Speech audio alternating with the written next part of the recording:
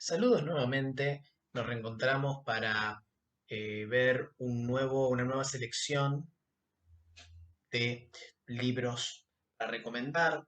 En esta ocasión, libros de historia y van a ser libros de historia para una temática en particular.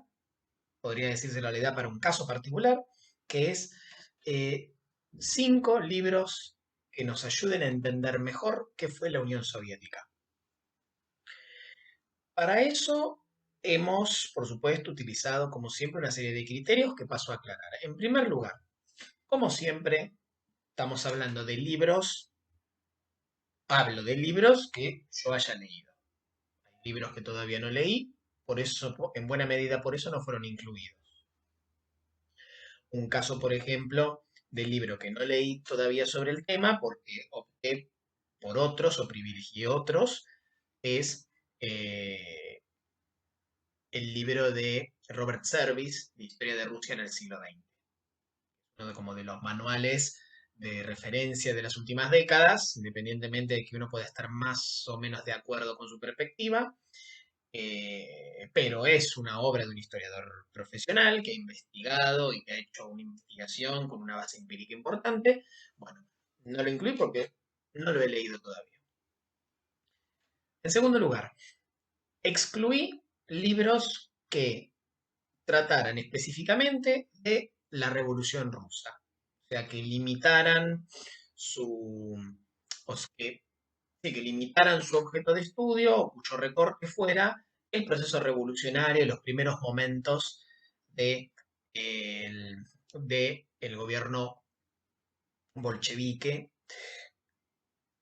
por ponerle un límite temporal, de 1917 a 19 más o menos 21 a 22, y antecedentes que sirvieran para explicarlo. Dentro de, por supuesto que eh, dentro de esta exclusión, dejé afuera obras eh, muy importantes, como no solo la historia de la Revolución Rusa de Trotsky, sino también, por ejemplo, el año 1 de la Revolución Rusa de Víctor Serge, entre otras obras. Eh, También dejé afuera toda la bibliografía, y esto por supuesto es una elección que obedece a no solo una cuestión profesional, sino también una cuestión ideológica. Eh, Dejé afuera todas las obras que entiendo que son literatura de propaganda antisoviética. O sea, toda la literatura revisionista de derecha la dejé totalmente afuera. Por poner un ejemplo, dejé afuera el libro de Richard Pipes, era un intelectual orgánico del Departamento de Estado de los Estados Unidos. Dejé afuera también un libro relativamente reciente que está en esta línea, que es el de César Vidal, que es un propagandista de bajo nivel, que me parece que no merece ningún tipo de detenimiento. Em, sí, básicamente eso, porque eh, el resto no es solo por poner un par de casos muy representativos, los otros ni siquiera me molestaría en mencionarlos. Em, También dejé afuera, más allá de que es interesante para leerlo, gerente y es valioso para polemizar, aunque esté en la línea que acabo de mencionar, también dejé afuera los ensayos de François Furet, que fue un gran historiador con el que uno puede no concordar, pero que ha hecho investigaciones sobre la Revolución Francesa muy significativas y escribió una serie de ensayos eh, escribiendo a la teoría del totalitarismo. Uno de los más famosos es El pasado de una ilusión, sobre la idea comunista en el siglo XX. También lo dejé afuera porque quizás no es un trabajo profesional historiográficamente, es más un ensayo, es un ensayo histórico va directo a dar el debate político en un periodo en el periodo de derrumbe del socialismo real entre fines de los 80 y principios de los 90, así que también decidí excluirlo. Eh, Así que entonces, ¿cuál es el recorte que realicé? Bueno, trabajos en su mayor parte, con la excepción de uno de ellos, que después explicaré por qué, pero la mayoría, cuatro, por lo menos cuatro de las 5 obras, son eh, producciones historiográficas, metodológicamente inobjetables. Uno podrá discutir las hipótesis, digamos, las hipótesis planteadas y las interpretaciones finales, pero el trabajo a nivel metodológico, la base empírica, me parece que es indiscutible. Son sin lugar a dudas obras elaboradas por profesionales reconocidos y son todas obras de referencia hasta el día de hoy y posiblemente lo sigan siendo. Eh, Más allá del posicionamiento particular de los autores, que los mencionaremos ocasionalmente, pero más allá de eso, son obras donde la perspectiva del autor no distorsiona totalmente la interpretación y la investigación y la interpretación. Bueno, dicho esto, pasamos a la selección.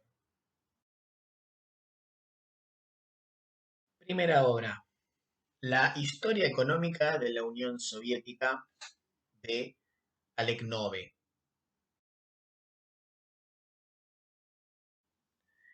Alec Nove, nacido originalmente en Rusia, pero que hizo la totalidad de su carrera en las Islas Británicas, primero en la misma Inglaterra y posteriormente en la Universidad de Glasgow. Em, este investigador, economista, se terminó especializando en la historia económica de la Unión Soviética. En realidad, en el análisis de la economía soviética y posteriormente su historización. Em, Él tuvo una amplia producción, siempre orientada en este sentido, o siempre bajo esta temática. Sus obras más destacadas bueno, La economía soviética en 1961, La historia económica de la Unión Soviética, que es la obra que citamos ahora, de 1969, y que ha conocido varias reediciones, y otra obra que ha conocido varias reediciones, ya más amplia sobre todo lo que fue eh, la, la historia de las economías de tipo soviético en el bloque socialista oriental. Es la economía del socialismo factible de 1983, recientemente reeditada. La historia económica de la Unión Soviética lo dice el mismo nombre, pero por las dudas aclaramos, no es una historia de la Unión Soviética. Digamos, todo lo que tiene que ver con aspectos sociales, culturales y políticos solo son tocados en la medida en que permiten entender mejor formaciones económicas y la construcción de el modelo económico socialista de tipo soviético. Nada más. En ese sentido, hay una clara diferenciación de etapas, ¿no? Entre, digamos, todo lo que son los antecedentes a la revolución, las convulsiones del periodo revolucionario, los grandes debates de la década del 20. Esto es como una parte central del libro, porque, digamos, eh, hay tres etapas bien, digamos, hay dos etapas bien diferenciadas, tres etapas en realidad: el comunismo de guerra del periodo de la guerra revolucionaria, eh, la nueva política económica llevada adelante a manera de intento de recuperación y de reconstrucción de posguerra, y posteriormente la implantación del modelo estalinista basado en la planificación centralizada y la colectivización forzosa de la agricultura. Todo eso atravesado por el periodo de mayor debate interno que tuvo el comunismo ruso y el gobierno revolucionario, niveles de debate que no se volverían a repetir, por lo menos no de esta manera, en buena medida por la represión estalinista. Nove, otra cosa para destacar de Nove es que Nove ha sido un activo partícipe en todos los debates que se organizaron eh, sobre la economía soviética, sus resultados, posteriormente a su caída, las razones de su decadencia y caída, y ha sido siempre un referente de todo lo que tiene que ver con el socialismo de mercado, la reivindicación del socialismo de mercado. De alguna manera, el planteo de Nove o la gran conclusión que saca Nove que sacó Nove de sus estudios sobre la economía soviética es que el gran problema de el modelo económico socialista de tipo soviético, no solo en la URSS, sino en todo lo que fue la zona de influencia soviética y el bloque oriental, fue que eh, se basó en un nivel de control estatal de la economía y de dirección política de la economía sumamente vertical, centralizado y rígido, y por lo tanto carente de la flexibilidad y la capacidad de adaptación que permitiera realizar correcciones, modificaciones a tiempo, generar transiciones más ordenadas. eh, y él atribuye esto en buena medida a la eliminación de los mecanismos de mercado. Síntesis superadora o la superación de esta situación en cualquier socialismo futuro sería, más allá eh, de mayor debate y democracia a nivel político, la solución sería poder articular el control estatal y las formas de propiedad socializadas con la introducción de mecanismos de mercado que permitieran darle más eficiencia. Esto es muy discutible porque supone que la economía de mercado tiene potencialmente más eficiencia porque actúa la oferta y la demanda. Pero bueno, es lo que decía, es lo que dice él y lo defendió en debates que mantuvo incluso con, por ejemplo, autores marxistas como Ernst Mandel, que es para destacar. Así que bueno, Historia Económica de la Unión Soviética de Alec Nove, el primero de nuestros recomendados. Segundo recomendado, La vida cotidiana durante el estalinismo de Sheila Fitzpatrick. Fitzpatrick cobró gran notoriedad en las últimas décadas a partir de no solo de que es quizás hoy una de las mayores especialistas en historia de la Unión Soviética vivas y que y que saca nuevos títulos, em, sino también por el enfoque, digamos, el enfoque que le ha dado. Fitzpatrick es australiana, es una historiadora australiana, que sé que igual se desempeñó en distintos lugares. Hoy finalmente volvió a Australia, donde se desarrolla su actividad, pero eh, dio clases en Estados Unidos, digamos, se formó y dio clases en Estados Unidos, en el Reino Unido, en la misma, digamos, una estancia en la Unión Soviética mientras, no en Rusia, sino en la Unión Soviética, cuando Rusia estaba bajo el régimen comunista. Lo que interesante de Fitzpatrick es el enfoque que da. Ella, si bien tiene una perspectiva liberal progresista y se reconoce como parte de eh, el, el ala progresista y más profesional del revisionismo, porque, a ver, hay dos formas de entender el revisionismo, ¿no? Histórico. El revisionismo en tanto un retorno para reinterpretar eh, una temática determinada, lo que no supone necesariamente que haya avances a nivel historiográfico en cuanto a la metodología y la evidencia empírica utilizada, puede simplemente tratarse de una reinterpretación. Y acá podemos colocar, dentro de esto podemos colocar al revisionismo de derecha, que mencionábamos en nuestra introducción, o podemos entender el revisionismo como una nueva historia sobre el tema, donde sí haya aportes metodológicos y empíricos. Bueno, Fitzpatrick entra en esta apreciación del revisionismo y ella misma se refiere a el revisionismo histórico sobre la Unión Soviética, como todos aquellos autores, podríamos incluir entre ellos a Robert Service, que gracias a el derrumbe de la Unión Soviética y la apertura momentánea que hubo en los 90 de los archivos de, la, de las instituciones de la ex Unión Soviética, ya del nuevo Estado ruso postsoviético, pudieron, digamos, pudieron hacer uso, hacer profundos relevamientos empíricos durante mucho tiempo y, por supuesto, acceder a información que durante décadas había sido inaccesible. Lo que les permitió generar obras de una indudable riqueza. Y me parece que más allá de las interpretaciones que hagan sobre esa evidencia, a nivel informativo, es muy rico lo que tienen para aportar, sobre todo los libros de Fitzpatrick, como este, que ella se centró fuertemente en una historia social apoyada considerablemente en la cultura y la vida cotidiana. Podría decirse que es eh, una forma de entender, una de las formas de entender la historia desde abajo. Hay muchas formas de entender la llamada historia desde abajo.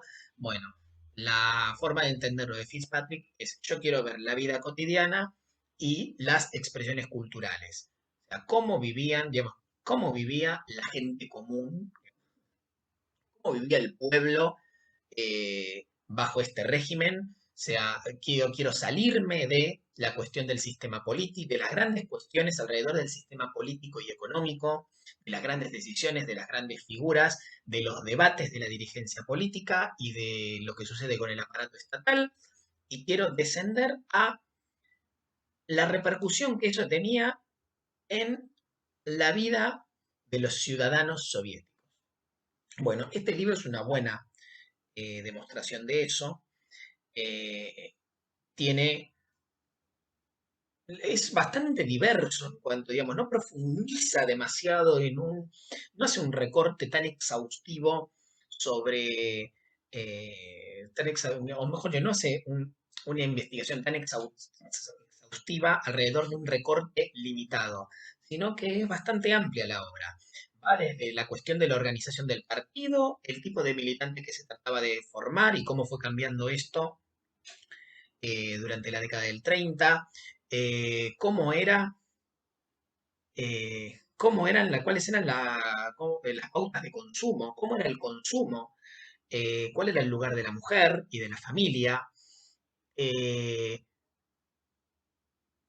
qué recepción tuvo la represión estalinista en el pueblo, cómo estaba organizada, eh, cómo estaba organizada la sociedad civil bajo el régimen comunista, pero además en un periodo sí acotado, pero central, que es la década del 30, la década de mayor intensidad represiva del estalinismo y mayor verticalidad y autoritarismo.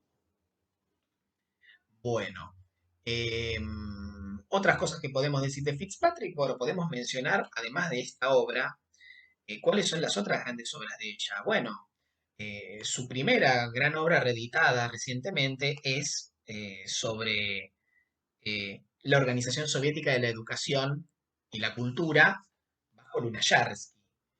Eh, Otra obra también es El equipo de Stalin, recientemente editada sobre todo lo que fueron sobre las distintas figuras, o es una especie de historia de la dirigencia política soviética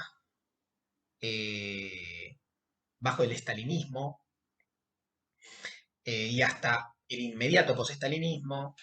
También tiene un libro, Los campesinos de Stalin, o sea, un libro focalizado en la experiencia de los campesinos bajo el estalinismo, que, bueno, dada la colectivización forzosa, fue particularmente cruda. Y finalmente, quizás uno de los primeros libros que conocimos traducidos al castellano, su manual sobre la Revolución Rusa.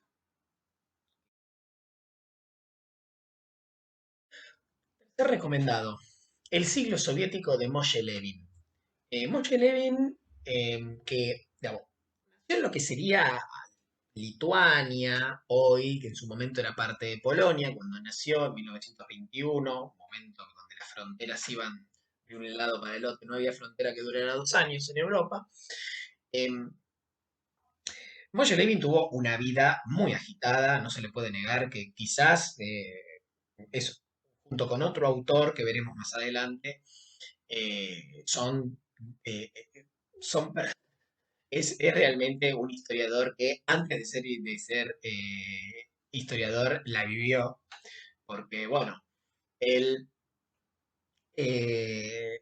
digamos, vivió todo lo que fue la construcción del socialismo en la década del 20, trabajó en una granja colectiva, posteriormente en una fábrica metalúrgica, después se, se enlistó, se enlistó en el Ejército Rojo, combatió, eh, y posteriormente a la Segunda Guerra Mundial eh, volvió a Polonia, pero a la nueva Polonia de posguerra, y rápidamente se fue a Francia, donde inició su formación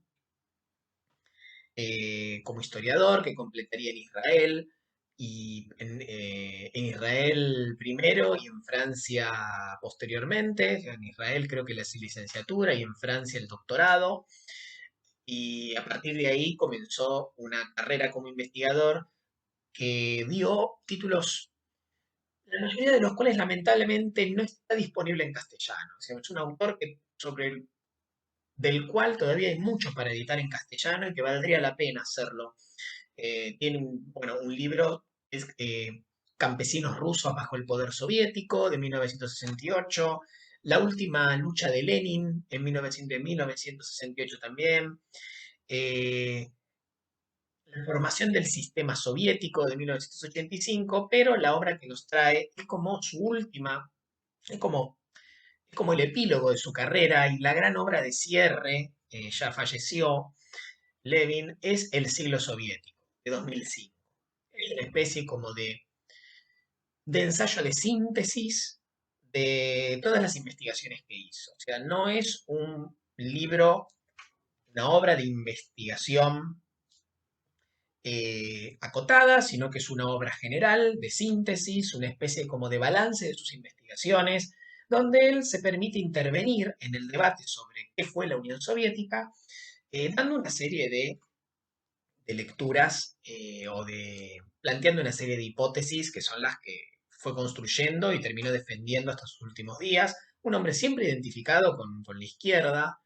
Eh, él, eh, el siglo soviético está fuertemente centrado en, por un lado, la forja del comunismo soviético bajo la década del 30, ¿no? Bajo el férreo gobierno o de la férrea dictadura de Stalin, para posteriormente pasar a hacer una especie de repaso de todos los intentos reformistas que hubo posteriormente a la dictadura de Stalin y qué fue lo que motivó cada intento reformista, cómo se planteó este reformismo y cuáles fueron los alcances y los límites de estos intentos reformistas, todos ellos finalmente fracasados. El fracaso explica en buena medida la decadencia final y desintegración de la Unión Soviética.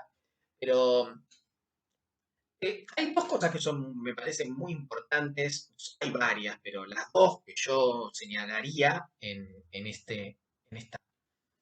como recomendaciones.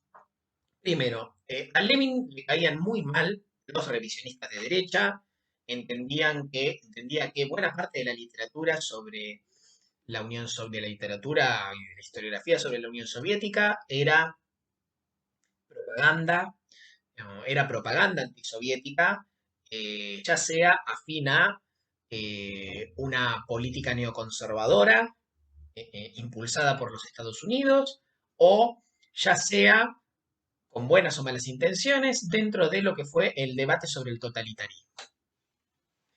Él entiende que esto oscurece más de lo que aclara el estudio de lo que fue esa experiencia central del socialismo en el siglo XX y de la historia del siglo XX, eh, y, y decide y cree que lo mejor que se puede hacer es, bueno, investigar y problematizar lo que fue la Unión Soviética. Sin por eso abrazar la causa de la reivindicativa de lo que fue la Unión Soviética de manera crítica, para nada, pero sin caer en los lugares comunes que en realidad terminaron distorsionando y también desalentando la investigación. Porque es como volver sobre una serie de supuestos y reafirmarlos sin atender a la evidencia. Levin también pudo acceder a los archivos abiertos por el Estado ruso postsoviético en los 90 y en base a eso revisó sus investigaciones y terminó publicando este libro, eso es algo para destacar. Y el otro elemento que destacaría de este libro de Levin es eh, su interpretación de que la identificación del partido con el Estado, en el caso soviético, no fue el de subordinación del Estado al partido, sino al revés. El aparato estatal, la burocracia generada por el estalinismo, termina, termina devorando al partido y subordinando al partido.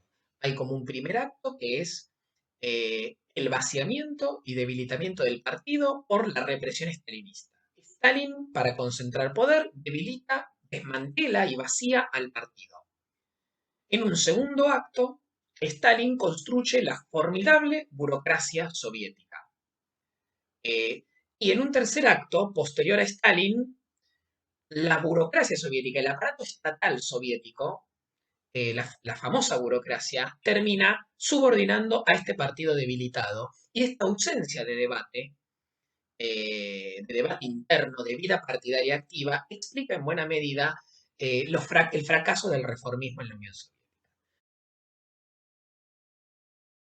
Cuarto recomendado. Bueno, acá estamos ante un caso particular, porque en realidad lo que tenemos para recomendar es un resumen de una obra monumental. Estamos hablando de La Revolución Rusa, de Lenin a Stalin, de Edward Carr.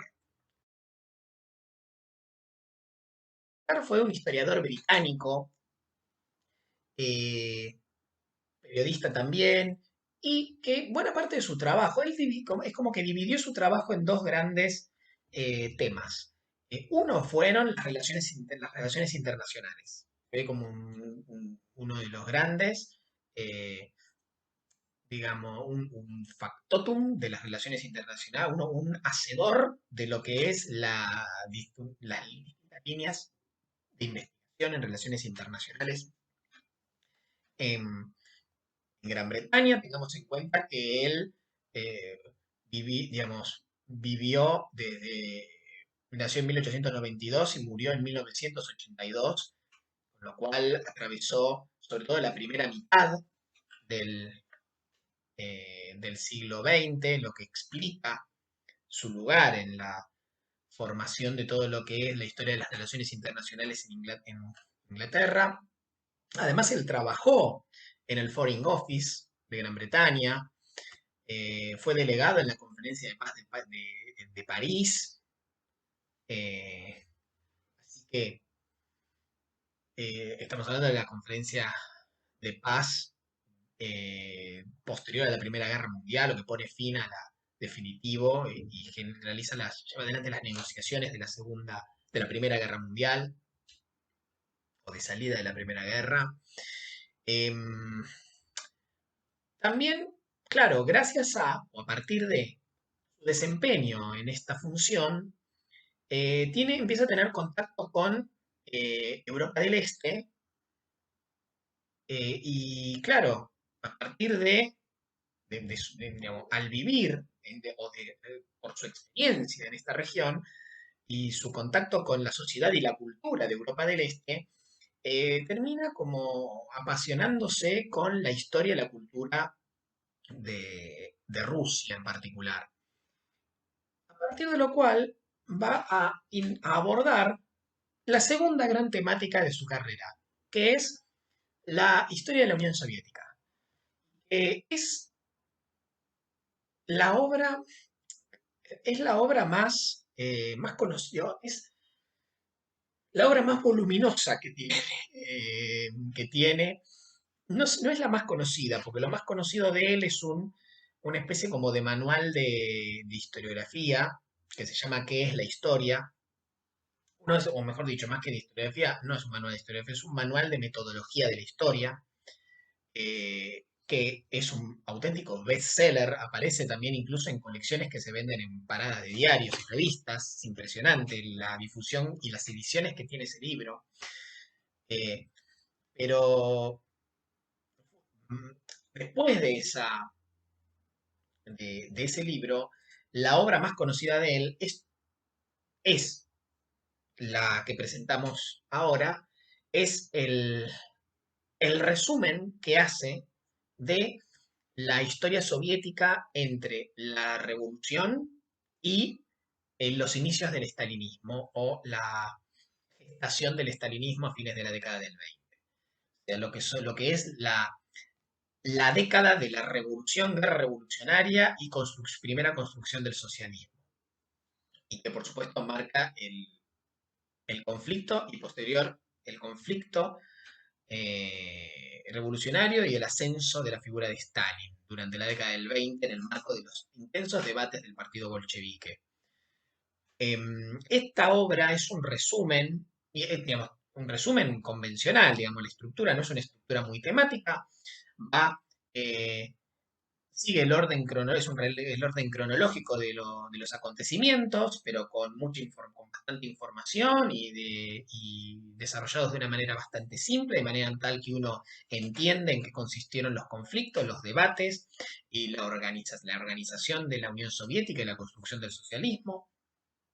O sea, es realmente una obra de referencia para tener un primer acercamiento a lo que es la primera historia de la Unión Soviética, las primeras etapas de la historia soviética. Ahora, este, este libro podría encontrar como un complemento, con mucho de repetición, pero es un complemento, al fin, en la obra 1917, antes y después, que es anterior. Podría decirse que es una especie como de esbozo de lo que terminaría siendo este resumen. Ahora, ambos son versiones sintéticas, o sea, pequeños manuales de lo que es la obra monumental de Carr, Historia de la Rusia Soviética, dividida en 4 partes que integran 14 volúmenes. Eso no, son como 4 partes, pero cada parte tiene distintos libros, digamos, una serie de tomos. En total son aproximadamente 14 tomos que él publicó entre 1950 y 1978. Es la obra con la que culmina su vida, porque va a morir poco después de lo último que se edita. Es una obra que se editó en castellano, pero que hoy por hoy es imposible conseguirla completa. Digamos, por lo menos es imposible conseguirla a través de un único comprador. Tenés que ir rastreando los tomos por separado o, en todo caso, los tomos por parte, pero a ver, es imposible ir a una librería y decirle, sí, quiero toda la historia de la Rusia soviética de Carr. Es imposible. Digamos, es inconcebible hace muchos años. Esta historia de la Rusia soviética tiene 4 partes: la revolución bolchevique, sobre el periodo revolucionario propiamente dicho, del 17 al 21 más o menos, o 22, el interregno, que es el periodo marcado por la muerte de Lenin y la disputa sucesoria, o sea, es la enfermedad y muerte de Lenin y la disputa sucesoria inmediata, el socialismo en un solo país, la tercera parte, eh, donde está la resolución de los grandes debates, donde termina imponiéndose Stalin durante la década del 20, y finalmente bases de una economía planificada, que es el abordaje eh, de la aplicación del primer, o el emprendimiento del primer plan quinquenal entre 1927 y 1932, con la planificación centralizada de la economía, el desarrollo industrial acelerado y la colectivización forzosa de la agricultura. Bueno, obra que, bueno, si en algún momento tienen la oportunidad de dar con ella e ir comprándose los tomos y leerlos, la verdad que no creo que vayan a encontrar obra más completa que esta todavía hasta el día de hoy. Por lo menos no elaborada por un mismo autor y de una manera tan sistemática y ordenada. Última obra a recomendar, la única que no pertenece a un historiador profesional, pero que creo que es ineludible por ser una de las primeras obras dedicadas a entender qué es, qué fue la Unión Soviética, y que tiene el valor agregado de haber sido elaborada por uno de sus protagonistas, uno de sus principales protagonistas, eh, por lo cual me parece que amerita también por el impacto y la influencia que todavía tiene su hipótesis en buena parte de la izquierda y de los historiadores provenientes de la izquierda o ligados a la izquierda, es La Revolución Traicionada de León Trotsky, obra de 1936. Trotsky murió pocos años después, asesinado por un agente de Stalin, por un agente, sí, agente stalinista. Eh, en esta obra, Trotsky, el gran, eh, el otro gran líder de la revolución, junto con Lenin, son los grandes protagonistas del proceso revolucionario en Rusia y de la primera década de, de, de la primera década soviética, que va desde la revolución, guerra revolucionaria, a los grandes debates y el inicio de la construcción del socialismo, eh, y interna partidaria, donde termina siendo derrotado por Stalin y viéndose obligado a exiliarse durante muchos años hasta su asesinato, pasando muchas penurias y sufriendo también la pérdida de buena parte de su familia. Cuando hablamos de su familia, estamos hablando de sus hijos, fundamentalmente, y de muchos amigos, a pesar de lo cual nunca se dio en su nunca se dio en sus convicciones, en su lucha y en su necesidad y en la necesidad de reivindicar a la Unión Soviética como proyecto, más allá de lo que estuviera haciendo Stalin con, eh, con esa, con esa experiencia. Eh, la Revolución Traicionada introduce muchos de los ejes que van a atravesar la interpretación desde la izquierda, sobre todo trotskista, alineada o identificada con el trotskismo y con la figura de Trotsky, sobre la Unión Soviética. Él analiza absolutamente todo. Analiza todo, analiza la formación, digamos, la organización del Estado, la organización del partido, la dinámica del régimen, las reformas, digamos, las transformaciones económicas, el impacto social que esas transformaciones tienen, las decisiones en términos de cultura, de educación, la la- el- las repercusiones que tuvieron las reformas y la política en la vida cotidiana de los ciudadanos soviéticos, del pueblo, la política exterior, eh, y acá uno ve aparecer muchas de las categorías que hasta el día de hoy caracterizan a la interpretación trotskista de la experiencia soviética. Eh,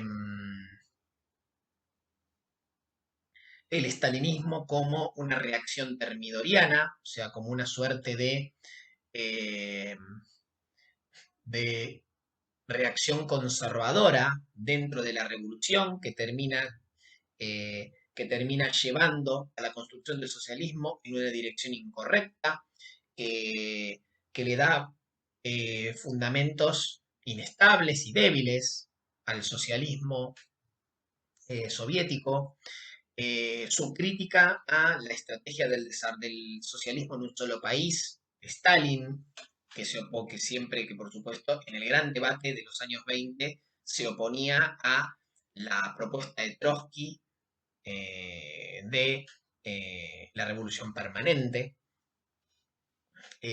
la caracterización de la Unión Soviética como un Estado obrero burocratizado, su predicción de que, a menos que se rectificara el rumbo, las posibilidades de restauración del capitalismo eran ciertas, era algo que podía suceder, no era irreversible. El proceso de construcción del socialismo en la Unión Soviética por los errores de Stalin, obviamente, la inevitable referencia al carácter dictatorial, represivo y autoritario que había ahogado la vida partidaria, eh, digamos, sustento necesario para revisar los avances de la revolución y sus transformaciones. Es decir, una obra central para entender no solo la historiografía de izquierdas, no solo la lectura que las izquierdas hacen hasta el día de hoy de la Unión Soviética, de la experiencia soviética, sino también un libro fundamental para entender la experiencia soviética, para que cualquiera la entienda. Un punto de partida obligado. Puede perfectamente leerse de manera complementaria a las obras que hemos recomendado en esta selección y a otras, todas las que ustedes quieran leer. Bueno, con esto cerramos esta selección. Espero que les, que les gusten estos libros, que puedan acceder a estos libros si les gustan.